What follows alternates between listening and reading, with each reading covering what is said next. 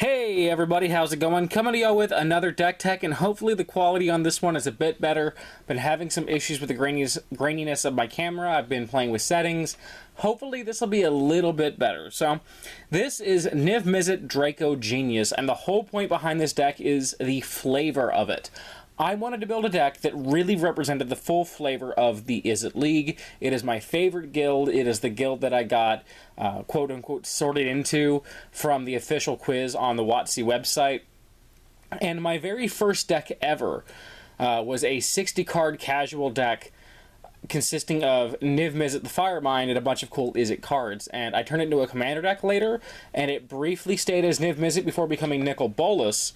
But there's still a special place in my heart for both Niv and, as a result, Nicol Bolas as well. And I wanted to rebuild both of those in a different form from their originals. But it was very important to me to keep the flavor alive in both, even if they weren't both full flavor decks.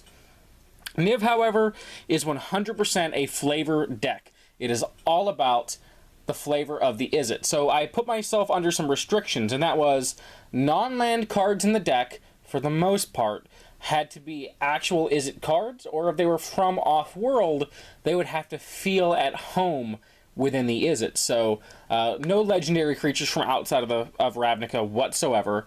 And for cards like Stormkiln Artist, which is in the deck, that card had to make sense if it were on Ravnica, and looking at Stormkiln Artist's ability and his artwork and everything would have definitely been a Ravnica, like an Izzet member were he born on Ravnica.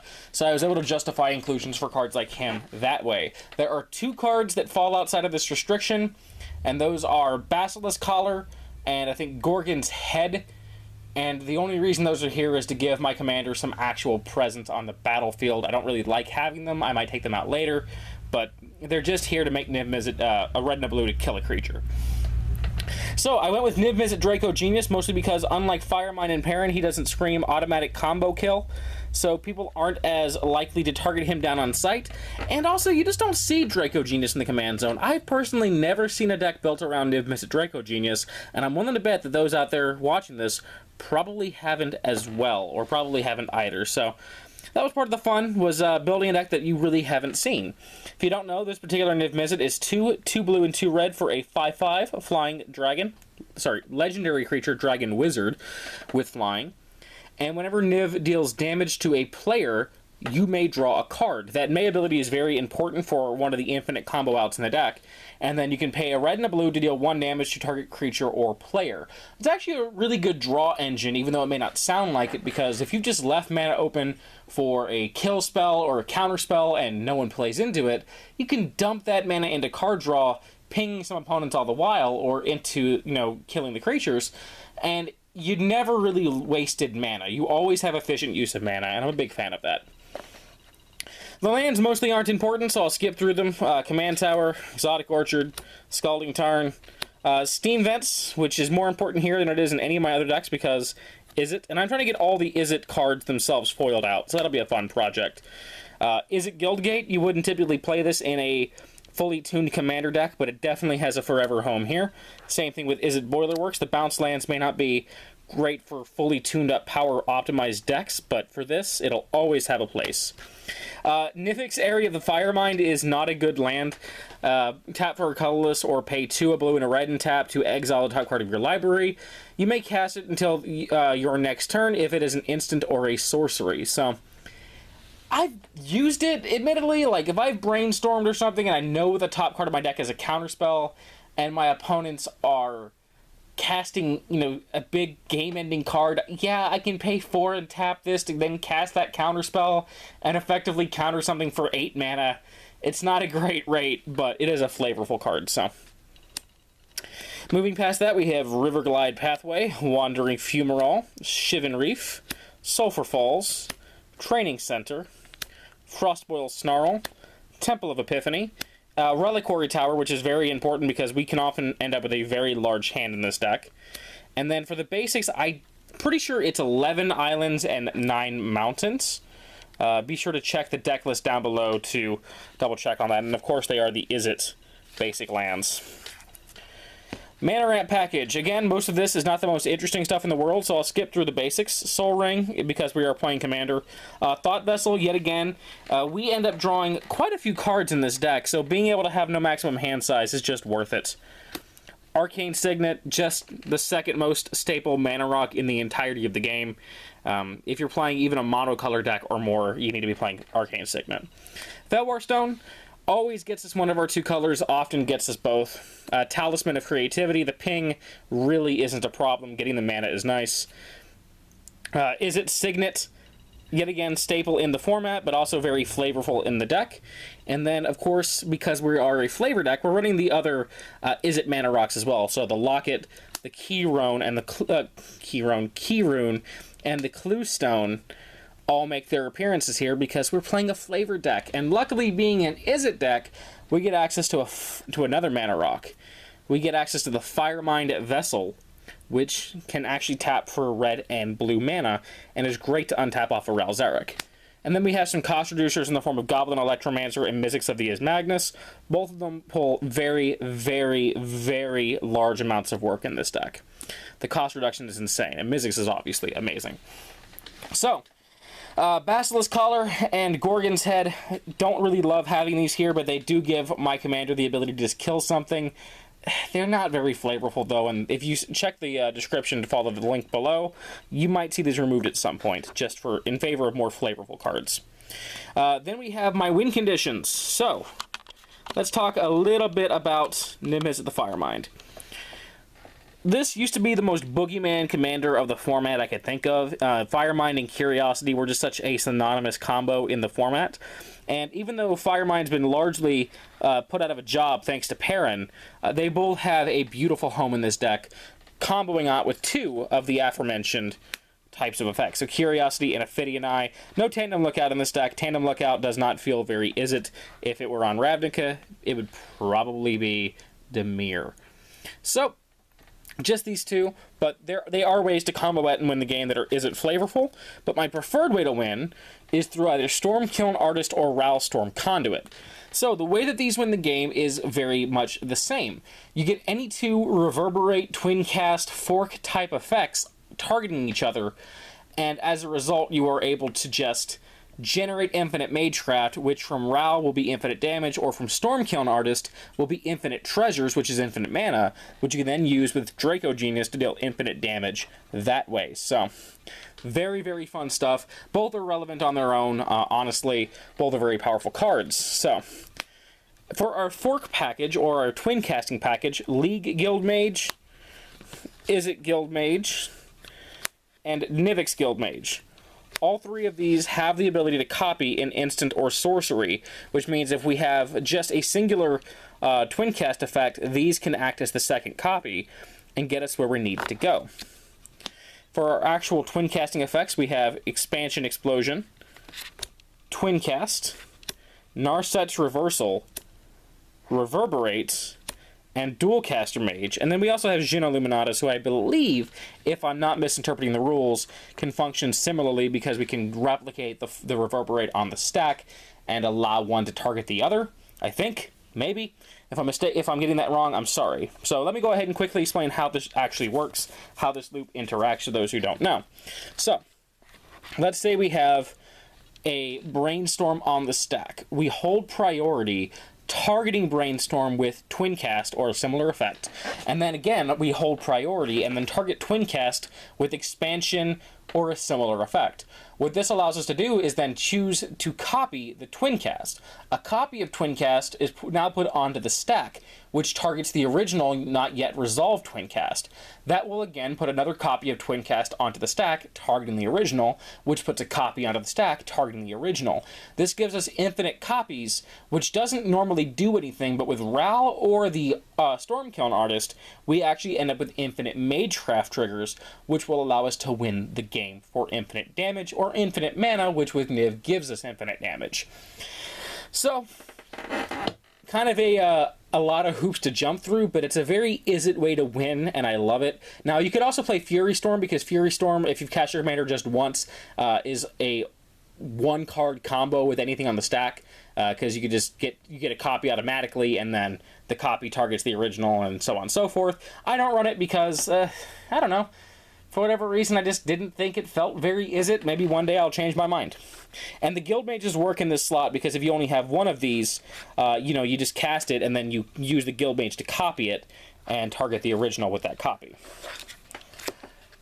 And again, Geno Luminatus, I think, can function in the same role. If not, it's just finally fun to be able to play this card in the deck.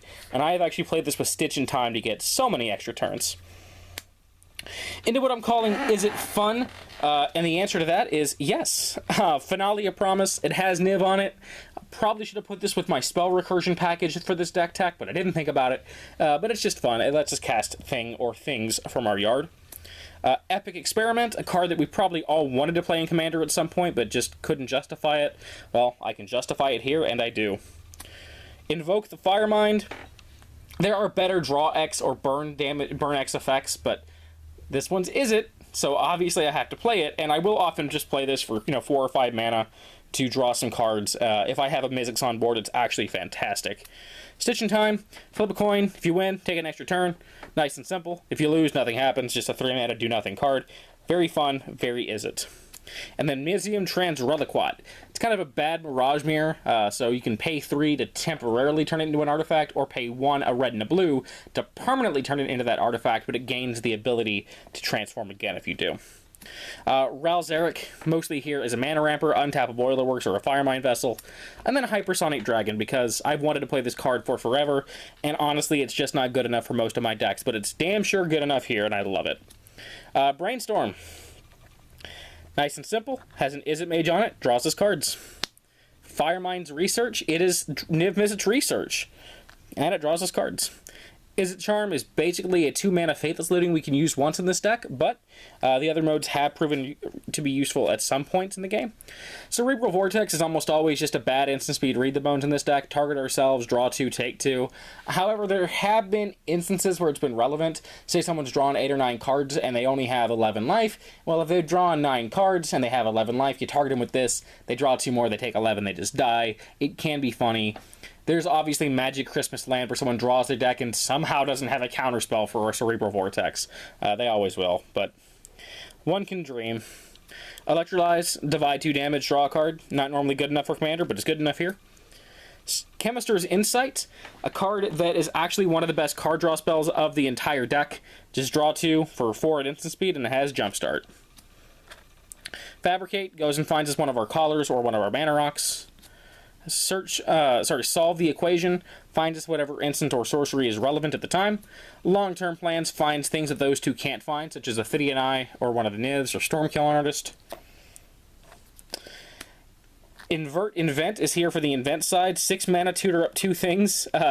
Expensive, but it is a tutor, and it is very flavorful to the Izzet.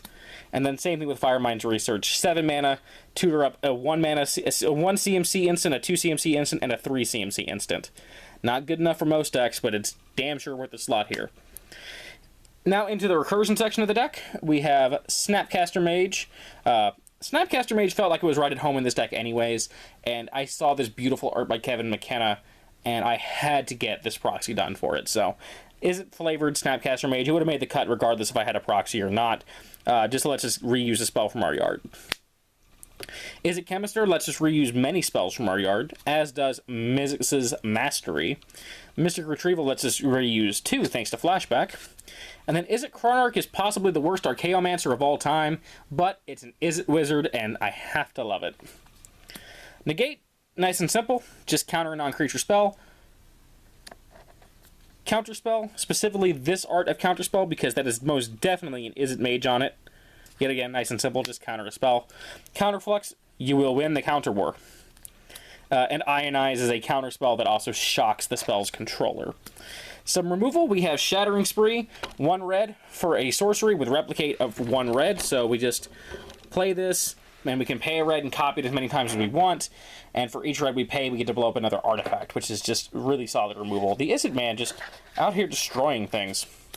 Chaos Warp gets rid of problematic permanents, be they enchantments, artifacts, creatures, lands, or planeswalkers. Very, very good. Sometimes we target our own thing with it just to save it. Turn and Burn is a removal spell you probably don't see in Commander all that much, but you know what? I was looking for flavorful cards, not optimal cards. So I run it, and it's fun. Now, Vandal Blast is an optimal card that you would run regardless if you were a flavor deck or not. Just 5 mana to blow up all the artifacts is great. 1 mana to blow up 1 is often very good. Just kill someone's turn 1 Soul Ring. Street Spasm is a card you've probably never seen him play, and you probably never will unless you're playing against this deck. It's a very bad board wipe, but it is a board wipe nonetheless, and it's Izzet, so I run it. Mizzet Mortars is actually pretty capable. 6 mana, kill all the things with toughness 4 or less that you don't control is often just enough to save you. Wipes out token decks, wipes out mana dorks. It's a very powerful card in its own right, although obviously there are better board wipes out there. But one cute interaction worth knowing is if you do overload this, its CMC on the stack is still technically 2. So with Izzet Guildmage, you can just pay 2 and a red and copy it, and it will be a copy of the overloaded version. Or if you use the League Guildmage, you only have to pay 2 mana and the League Guildmage's cost.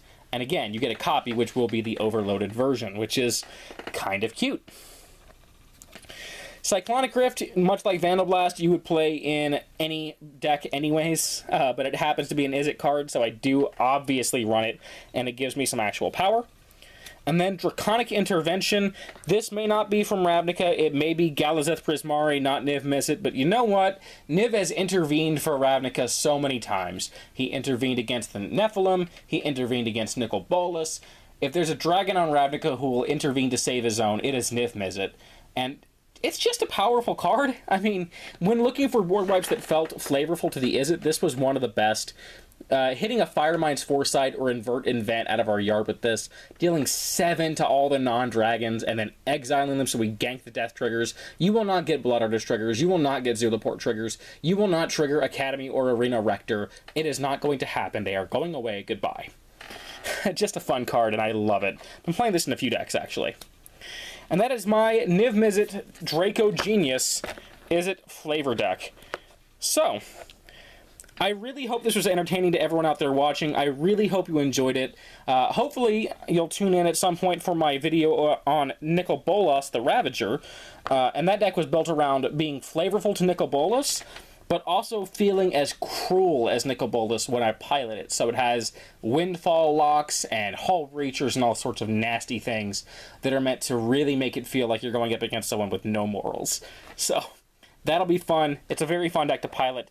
As for this Niv-Mizzet deck, my meta uses a power level system for all of our decks, so we play within the same power level. And within our power level 5 to 6 range, this deck is shockingly capable. It is actually currently undefeated in all the games it's played, comboing out in different ways every single time. People underestimate it because it's a flavor deck. They see you playing Street Spasm to kill a single creature and think, ah, well, no big deal. You can ignore them, and you just make them pay for that. You punish them for it. So it's a very capable 5, maybe a slightly less than capable 6, but tons of fun nonetheless, and I really, really enjoy it. I wanted an Izzet deck I could play more frequently because my current Izzet deck is Melik, Izzet Paragon, and that is a very powerful Storm deck, probably as strong as you can get without being CEDH. It is not a CEDH deck, but it is as strong deck can be without being a CEDH deck.